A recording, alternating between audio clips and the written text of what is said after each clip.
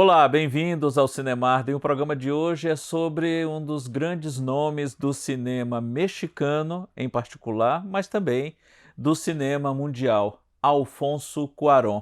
Comigo aqui, mais uma vez, Paulo Camargo. Paulo é professor universitário, crítico de cinema e um dos editores do portal cultural Escotilha. Alfonso Cuarón ele surge no México junto com outros dois nomes que ganharam destaque também no cenário cinematográfico mundial, o Alejandro González Iñárritu e o Guillermo del Toro.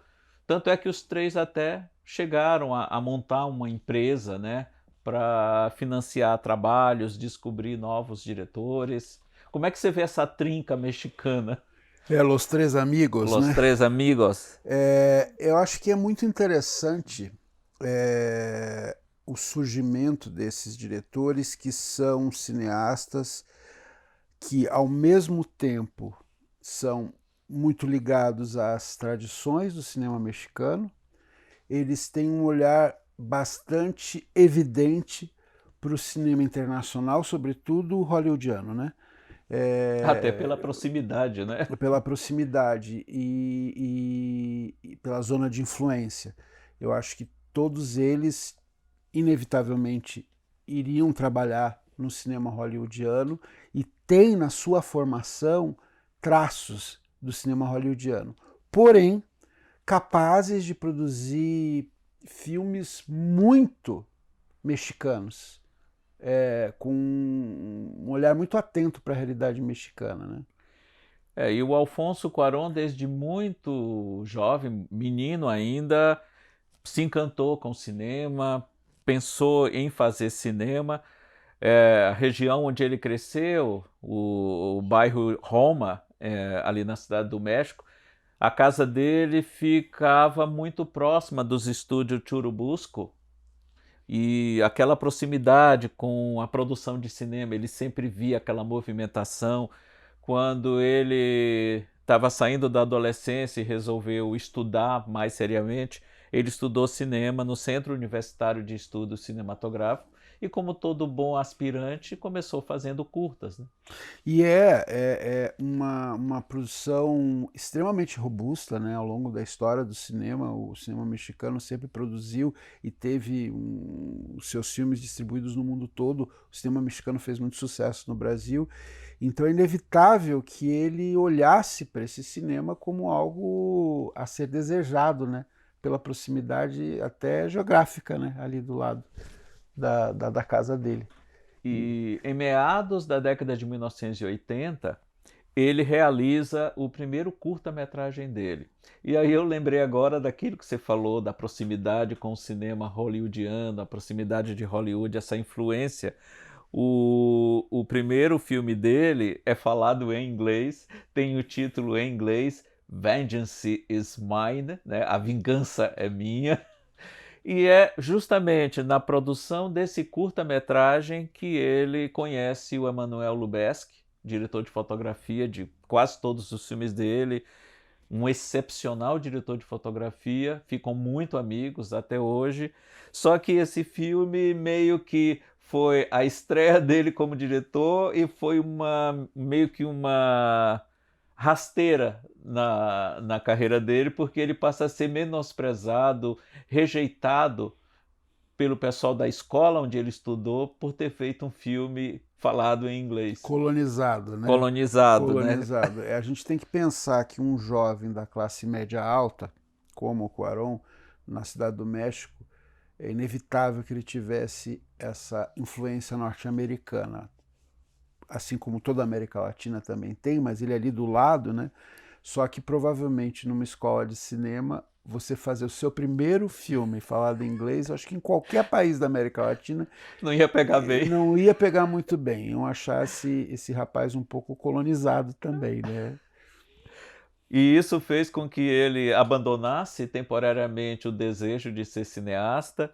Ele já tinha se casado, tinha um filho pequeno, o Ronás, e aí ele vai trabalhar no museu e termina sendo procurado por um ex-professor dele e ele é contratado como assistente de direção. Ele chega a trabalhar em vários filmes como assistente de direção na segunda metade da década de 1980. Dirige alguns episódios de uma popular série de TV, A Hora Marcada, e aí estreia finalmente como diretor. Faz o seu primeiro longa em 1991, Amor em Tempo de Histeria, que é uma comédia assim picante, digamos assim. Uma comédia com certas doses de erotismo, com toques de comentário social, comportamental, e que demonstra uma habilidade dele, né, em contar histórias e dirigir atores e ter tramas com forte presença dos personagens, né, com personagens bem delineados, que acho que é algo que ele vai trazer para toda a obra dele. Esse filme faz muito sucesso na cidade, no México como um todo, é um grande sucesso de público no México. É exibido em alguns festivais, não tem uma carreira internacional, Que é um digamos filme assim. comercial, né? É Sem um filme qualquer bem comercial, preconceito, né? exato. Mas ele chama a atenção de um produtor e cineasta americano que o convida a ir para Hollywood. O Sidney Pollack vê esse filme num festival e o convida e ele vai para Hollywood, já na Claro. sequência desse filme. E ele estava já contratado pela Warner para dirigir A Lente do Amor, que é uma comédia romântica com a Meg Ryan, que era a grande estrela de comédias A românticas da namoradinha época. dos Estados Namoradinha, Unidos. exato. Ela com Matthew Broderick. Ele já estava certo de dirigir esse filme, mas aí cai na mão dele um outro roteiro pelo qual ele se apaixona completamente e ele desiste de dirigir A Lente do Amor, felizmente. Se bem que eu acho que ele teria feito uma história bem legal se fosse o Melhor diretor, do que o do que é que ficou. Mas aí esse outro roteiro era A Princesinha. Que é um filme, eu me lembro quando eu vi, um filme infantil, em tese, e como se fosse uma espécie de conto, não exatamente um conto de fadas, mas um filme com toques fantásticos, né? Uhum. Com uma produção incrível, assim, direção de arte, figurinos e trilha sonora, fotografia, um filme extremamente bem realizado, muito original, né? Não, e demonstra a grande habilidade dele na direção de atores, e nesse filme em particular, na direção de crianças, né? De crianças, e que chamou muito a atenção da crítica norte-americana. O filme chegou a ter indicações ao Oscar em categorias técnicas, e imediatamente ele passou a ser olhado como um criador, né? Com um diretor com uma pegada de linguagem mesmo. E abriu as portas para outros projetos bem legais, né? E o filme seguinte dele, ainda em Hollywood, é uma adaptação de uma história clássica da literatura inglesa, no caso, Grandes Esperanças, do Charles Dickens, só que uma versão contemporânea dessa história. Mas é um filme que, apesar de o próprio Cuarón ter declarado em inúmeras entrevistas que é dos filmes que ele dirigiu que ele gosta menos, né? Não que ele detesta o filme, mas em comparação com todos os outros que ele dirigiu, esse é o que ele gosta menos. Mas é um filme que tem um ótimo elenco. Ele disse na Excelente. época que aceitou fazer o filme porque o protagonista seria o Ethan Hawke, e é um ator que ele admirava muito e queria trabalhar com o Ethan Hawke, mas tem, além do Ethan Hawke, a Gwyneth Paltrow, tem Robert De Niro, tem Anne Anne Bancroft. Então é um elenco de peso. E se a gente pensar que Grandes Esperanças foi filmado no passado por David Lean, né? E é um clássico da literatura britânica. E o filme é transposto para Acho que para Flórida, né? para Flórida. Um lugar assim ensolarado. E que tem algumas pegadas latinas, porque a Flórida é muito latina. E também tem esse elemento barroco, né? Muito visual, todo o cenário da casa da personagem da Anne Anne Bancroft. Bancroft.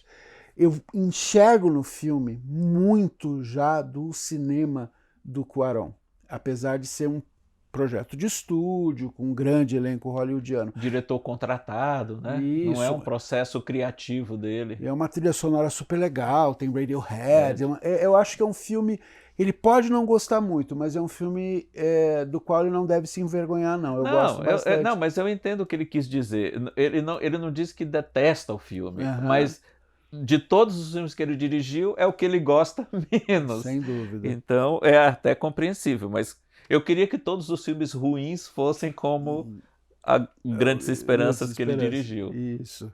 E aí, no trabalho seguinte, ele tinha, de uma certa forma, conquistado Hollywood, ele estava lá, poderia dirigir qualquer outro trabalho, não seria algo difícil, mas ele volta literalmente para suas raízes mexicanas. Ele retorna ao México e em 2001 ele faz um filme que o projeta mundialmente. Os outros tiveram um sucesso relativo, as pessoas sabiam que era um Cuarón, mas não associavam Cuarón a México, digamos assim. E sua mãe também, que ele escreve, dirige e produz em 2001, aí sim você vê quem é Alfonso Cuarón. É, para mim, um dos mais interessantes filmes produzidos no século XXI, um dos meus filmes favoritos, de cabeceira, eu gosto E já demais. é no primeiro ano do século XXI. Exatamente, da virada ali. E ele é um filme que retrata dois jovens na cidade do México de classes sociais diferentes. É um ritual de passagem, né? São amigos e que passam por uma experiência que é uma viagem. O filme é um road movie. É uma viagem que esses dois jovens e a prima de um deles, que o acompanha, que está num processo de doença e tal, e que nos apresenta uma visão muito complexa do México contemporâneo, né?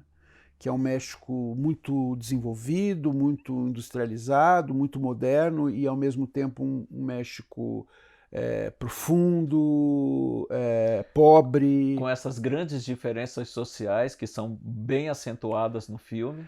E, de certa forma, essa diferença na paisagem, na realidade que é mostrada na tela, vai se manifestando as constatações nos dois personagens, que são de universos diferentes, e a partir daí começam a perceber o quanto eles têm em comum e não têm em comum. E para um desenlace muito peculiar, né? Eu lembrei agora de uma conversa que a gente teve antes de gravarmos aqui, uma sequência bem emblemática do filme, quando o telefone toca, ele está bem perto da personagem do Diego Luna, que é da família rica. Que é o Tenoch, né? É o Tenoch, mas ele espera que a empregada da casa, que está lá do outro lado, se dirija até o telefone para atendê-lo, né? Que é algo que quem é latino-americano se identifica, né? Infelizmente, com essa realidade mostrada no filme. Que é a relação dele com essa empregada se assemelha muito a que você vê retratado em filmes como Que Horas Ela Volta. Tem um filme recente aí chamado Três Verões que discute um pouco isso, da Sandra Kogut. E o próprio Roma, que ele faria depois.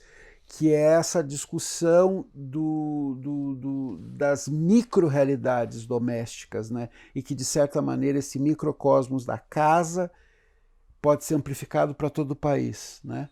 E isso é uma discussão onipresente, mas não apenas, né? Eu acho que E Sua Mãe também é um filme que discute masculinidades, né? Discute desejos reprimidos, discute política no sentido mais profundo, né, de engajamento, porque o personagem do Gael Garcia Bernal tem uma irmã que é militante estudantil, então é um filme com muitas coisas a serem observadas e discutidas. O filme que ganha um prêmio no Festival de Veneza, é indicado ao Oscar de melhor roteiro e coloca o Cuarón como um autor do cinema latino-americano. Até então era um diretor de origem mexicana que trabalhava em Hollywood. Ele passa a ser visto também como um diretor do cinema falado em espanhol, né? Exato. E dessa trinca de amigos, dos três amigos, apesar do início de carreira dele, hoje, quando você fala em cinema mexicano, você lembra mais do Cuarón do que do Del Toro e do Iñárritu. E interessante que o Iñárritu estreia na mesma época com Amores Amores Brutos, Brutos. né, ou Amores Perros, com o mesmo Gael García Bernal, que chega ao cinema com... Chega chegando, né? chegando, né? E eu acho que é um dos atores mexicanos na história, né, com maior presença no cinema internacional. E que revela uma nova geração de diretores, né? Porque E Sua Mãe Também e Amores Brutos são dois filmes vistos mundialmente, premiados, sucesso, indicados ao Oscar, quer dizer, são atestados da pulsação desse cinema mexicano. E nesse período ele produz o segundo filme do Del Toro, A Espinha do Diabo, Que é um filmaço. que é um filmaço também. Mas nada tinha preparado ele para a grande exposição e sucesso que ele viria a obter em 2004, quando ele dirige Harry Potter e o Prisioneiro de Azkaban, o terceiro filme da saga do Bruxinho de Hogwarts. Eu acredito que até por ser uma produção da Warner também, a Princesinha pesou nesse convite, e essa capacidade de dirigir atores jovens, e ele faz, né, Marden, para mim, disparado, o melhor filme De toda a série, de toda a franquia concordo. Harry Potter. De todos os 10, se incluir aí os filmes da série Animais Fantásticos, o terceiro, O Prisioneiro de Azkaban, é o melhor de todos. Mas mesmo nos livros, o terceiro livro é considerado pelos fãs um dos melhores também. E tem a favor dessa melhora narrativa, digamos assim, a questão da ebulição hormonal das Sem personagens, dúvida, né? sem dúvida. Que ele explora muito bem no filme. Porque nos dois primeiros filmes da franquia, Eles são muito os personagens crianças são ainda. crianças. No filme no Prisioneiro, você percebe que eles já estão na puberdade, e isso faz muita diferença na trama, né? A trama fica mais quente. E por ser latino, por ter feito um filme sobre jovens, praticamente adolescentes, ele consegue fazer isso sem trair a essência dos livros, consegue fazer isso com muita propriedade. É um filme mais sensual do que os demais filmes da franquia. E ele deve ter tido uma boa conversa com a J.K. Rowling, porque era sabido na época, ela tinha mantido um controle muito rigoroso de exigência de fidelidade com o material original nos dois primeiros filmes, que foram dirigidos pelo Chris Columbus. E você percebe que a impressão que eu tive dos dois primeiros filmes é de estar lendo um livro ilustrado. Exatamente. Era muito fiel ao livro. E eu acho isso particularmente muito perigoso. Mas, a partir do terceiro filme, ela suavizou um pouco esse rigor e deu liberdade aos diretores que trabalharam a partir daí. E isso fez muito bem para a saga como um todo e funcionou muito bem quando pega um diretor talentoso como Cuarón. E são linguagens diferentes, né? E o filme é efetivamente cinematográfico, né? Ele não é uma transposição literal do livro. Exato. E aí chega 2006 com ficção científica distópico, né? Filhos da Esperança, feito na Inglaterra. E mais uma vez você vê o talento do Cuarón não só em misturar gêneros, mas lidar bem com personagens, com uma história que vem carregada de crítica social, de debate político, num mundo onde há quase 20 anos as mulheres não engravidam mais. A história se passa, se não me falha a memória, no ano de 2027, e surge uma mulher, uma negra, que engravida. E cabe a personagem do Clive Owen proteger, né? uma refugiada, protegê-la, levá-la a um lugar seguro para que ela possa ter esse bebê. Não somos nós, né, Marta, que dizemos isso. A crítica internacional, em várias listas dos melhores filmes deste século XXI, colocam Os Filhos da Esperança ali. Eu acho que é um filme que é um filme de gênero, um filme distopia, ficção científica, mas que, digamos que o desenho de produção, aspectos técnicos não sobrepõem ao enredo e a saga vivida por aqueles personagens. É um filme que tem aí o Clive Owen, Julianne Moore, Michael Caine, um elenco primoroso, e um filme não é um filme solar, não é um filme que tem um desfecho redentor, catártico, é um filme do qual ele deve se orgulhar muito, porque é um daqueles que ficará. Eu o revi recentemente e gostei tanto quanto da primeira vez, ou até mais. É um filme que sobrevive muito ao tempo e demonstra de novo a enorme habilidade do Cuarón em contar histórias de pessoas complexas. E o apuro técnico também. O filme Sim. tem 2 sequências de planos sequências que são fantásticos. Ele adora plano sequência. Adora plano sequência, mas ele sabe fazer muito bem plano sequência. E não é um exibicionismo. Exatamente, né? Era justamente isso que eu ia dizer. Diferente de outros cineastas não tão talentosos que usam o plano sequência para mostrar, olha como eu sou bom, ele faz isso de uma maneira extremamente natural, orgânica, né, integrada à história e que funciona muito bem. E essa questão de apuro técnico dele vem se manifestar em sua grandiosidade no projeto seguinte dele, feito 7 anos depois. Ele levou 7 anos para conseguir finalizar esse filme, porque teve que criar toda uma estrutura, toda uma tecnologia para conseguir fazer o filme como ele queria. O filme é lançado em 2013, o Gravidade, e ganha vários Oscars, 7 Oscars no total. Ele leva o Oscar de melhor diretor por esse trabalho, e digamos assim, o coroamento da carreira dele, né? O grande sucesso dele, que é o parâmetro para muita gente, é quando conquista Hollywood com um Oscar, né? E é um filme que, embora seja um filme de ficção científica, de espaço, de efeitos visuais extremamente arrojados, ele, na verdade, também é uma grande discussão existencial, né? Quer dizer, a personagem da astronauta, que é a Sandra Bullock, que para mim é o melhor trabalho da Sandra Bullock no cinema, passa boa parte da trama, à exceção daqueles momentos em que ela está ali ao lado do George Clooney, sozinha.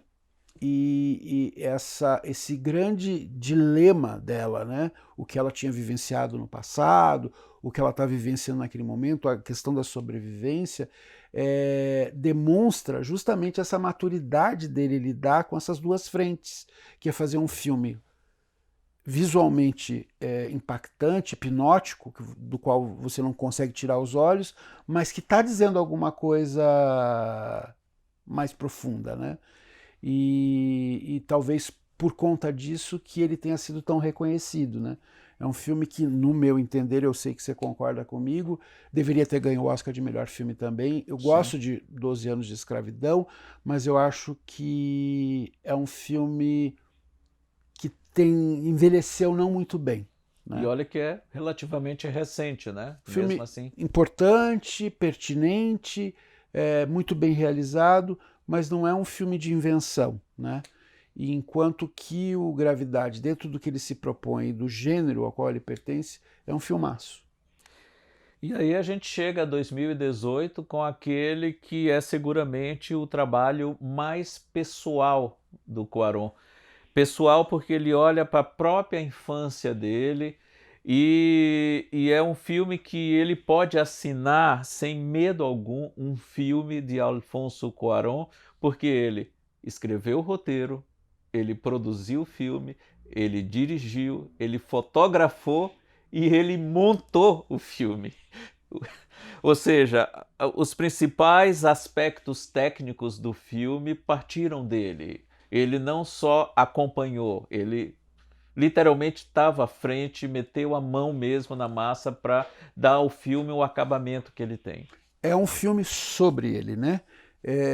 Eu me lembro que nos agradecimentos nas diferentes cerimônias de premiação, ele homenageou com o filme uma mulher que trabalhou como empregada doméstica na casa dele. Que é a Cleo da história. Que é a Cleo da história, que é a inspiração, e a gente sabe muito bem, já falamos sobre isso hoje, o quanto que filhos da classe média, média alta da América Latina, sobretudo naquela época, anos 70, 80, tinham, e antes, né, obviamente, tinham relações muito familiares com pessoas que viviam na própria casa como trabalhadores domésticos, e ele faz um filme que é ao mesmo tempo afetivo e carinhoso, extremamente crítico a essas relações sociais estabelecidas dentro do ambiente doméstico. Não é um filme que simplesmente diz, ela era como se fosse da família. Né? É muito mais do que isso. Ele mostra o quão cruéis eram esses laços, essas relações, né? E continuam sendo, em certa medida. Sim, tem aquele momento no hospital que a mãe da dona da casa, não lembra o nome dela. Não lembro o nome da mulher que trabalha e com quem ela convive todos os dias. E que é alguém da família, né? Alguém da família. Nós tratamos como se fosse da família. E o quanto que essa personagem que vive dentro da casa tem uma vida a qual eles são completamente alheios. Eles não sabem nada sobre a família dela, que vive numa outra região do México, não sabem nada sobre o que ela está sentindo, sobre os relacionamentos afetivos dela, não sabem que ela estava grávida, dela, não né? sabem nem o idioma idioma dela. dela. Idioma nativo, né, do país, uma língua meio indígena, né? E com outros funcionários da casa, e esses paradoxos, né, e esses abismos que existem são muito bem representados dentro do filme, muito bem representados. E eu acho que ele se conecta diretamente com E Sua Mãe também. Ah, com certeza, tem momentos assim que você faz essa conexão muito facilmente. E Roma, que muita gente até no primeiro momento pode imaginar que se trata de Roma, Itália, né?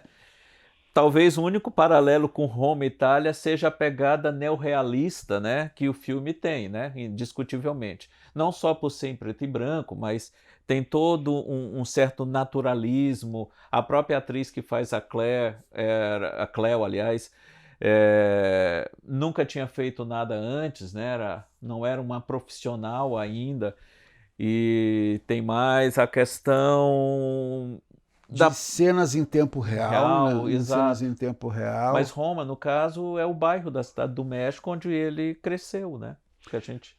E Roma é a cidade do México dele, né? Exato. É a bolha em que ele viveu. Aquele menino, que é o filho do casal, é muito ele, né? E existe um momento em que eles fazem também uma viagem para a praia, como no E Sua Mãe também. Bem. E que também é um rito de passagem, né? De transformação na vida dos personagens. E tem toda a questão política da época, né? Tem aquele momento tenso de repressão policial a um movimento estudantil que está acontecendo, que faz também esse paralelo com E Tua Mãe também, com a irmã do Gael García Bernal, que é um ativista estudantil. Isso, a questão da praia depois. O futebol, né, na televisão. A aculturação do namorado da Cleo, né? Ele adora ficar se exibindo lá. O mestre das artes marciais. É um filme interessantíssimo, belíssimo de se olhar, que é outro traço, né, do Cuarón. E é um filme que vem de um lugar interno, né? E eu acho que por isso que ele teve tanta repercussão. E vai se consolidar como um filme produzido e lançado por uma plataforma de streaming, no caso, a Netflix, né? É um filme que foi exibido antes na Netflix, ele foi produzido por ela e que, por muito pouco, não é vencedor do Oscar de melhor filme. Né? Chegou até a ser indicado, havia até uma torcida e uma expectativa que ele pudesse ganhar esse Oscar, né?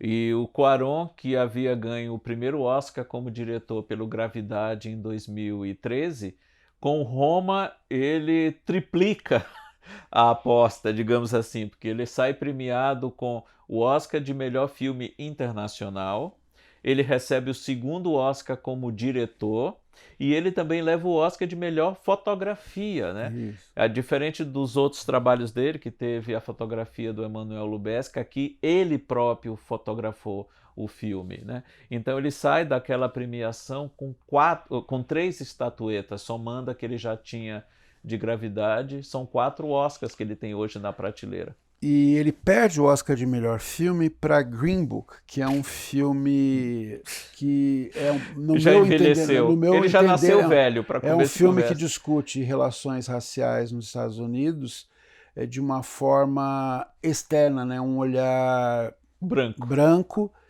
um retrocesso mesmo. É um filme na mesma linha de Conduzindo Miss Daisy, só que Conduzindo Miss Daisy é um filme dos anos 80, né? Uhum. E é um retrocesso em vários aspectos. Não, e ele ganha também melhor roteiro. O roteiro de Roma é infinitamente melhor, não tem nem comparação, mas enfim. Coisas da academia ali. É aquela coisa, quando a academia amarela, eles só foram corrigir isso quando premiam o Parasita. No né? ano seguinte. No ano seguinte. Mas o Roma é um daqueles filmes que a gente vai assistir por muito tempo. Né?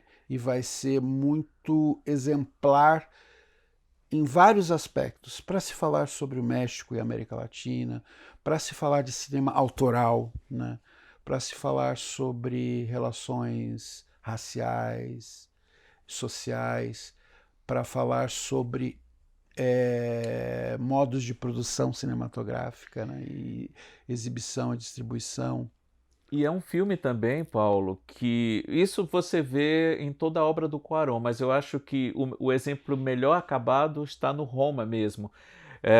O cuidado que ele tem com o desenho de produção, com os objetos de cena.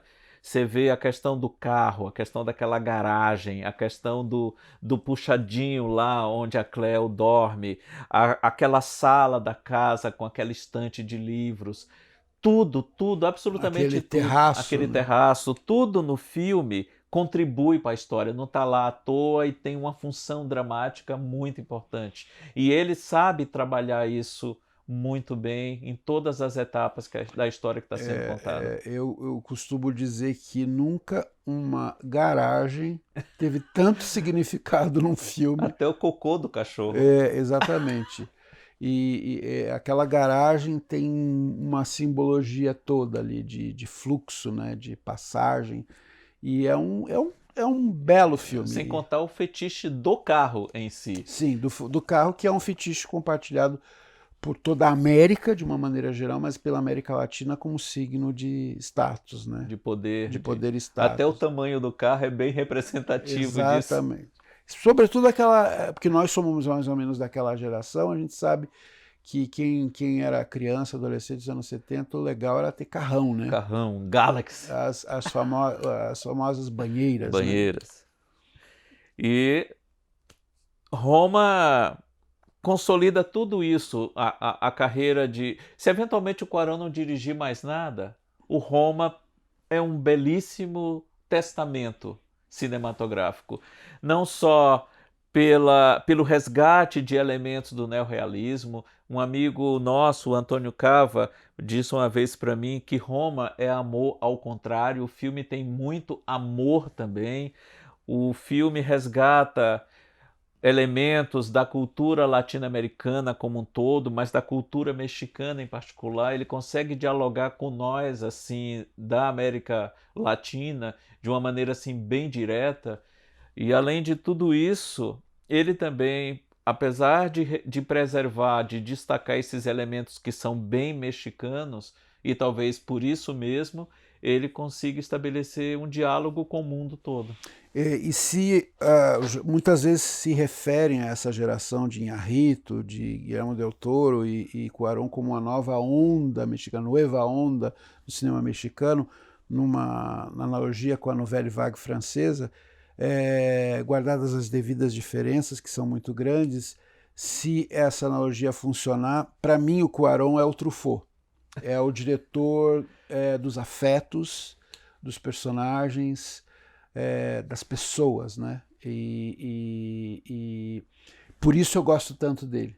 Eu gosto demais dos outros dois, mas acho que o Cuarón é o que mais se aproxima de um cinema que me toca particularmente. Que trabalha bem questões do sentimento, né, da alma. Da alma e da vida, né?